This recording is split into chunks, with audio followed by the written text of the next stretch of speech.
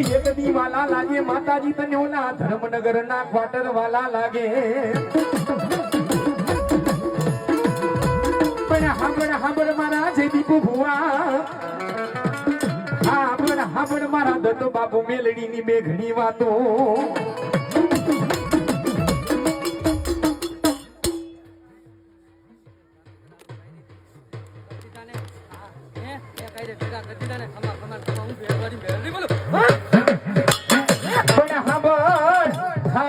હાંભળ મારા સંદીપ દીકરા મેલડી ની બે ઘણી વાતો